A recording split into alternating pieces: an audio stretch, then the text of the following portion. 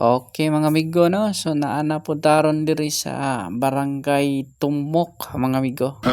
Naana po tayo baktin diri pagalion mga amigo no, kay gabasa ko na ni siya og tae mga amigo.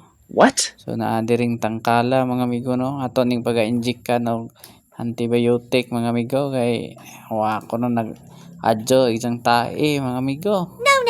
So mao ni siya mga amigo. Okay, abot na ta diri mga amigo no. So darang mga baboy niya mga amigo. So mao ni siya mga amigo. So bagong lutas ni siya mga amigo no. So ato aning paga-injikan karon og sustalin LA mga amigo. Eh gadaot kunong tayo ani mga amigo no. So naapoy usa diri mga amigo no. So nasa isod ani mga amigo. So ubay-ubay niya mga bakting bagong lutas mga amigo. So kaniday siya mga amigo no. So natural jud ni mga bagong lutas mga amigo no nga magbasa jud tae mga amigo. So kaniday siya mga amigo no. Ako ang diskarte ani sa una mga amigo no sa daghan pa pud kong mga baktin. So once gani maglutas ta mga amigo no. So ato yung kontrolon ang papainom na tug tubig ani mga amigo kay mani usa makabasa og tae sa baktin mga amigo no.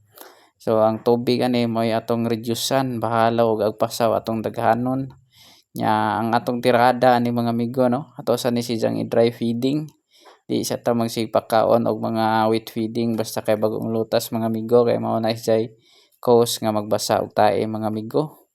So magbasa na pud siya tae mga amigo. So dugay pa jud siya paulian, magniwang pa mga amigo. So mao jud na siya resulta mga amigo no. So diskarte lang gyud mga amigo para dili madaot ato ang mga alaga mga amigo.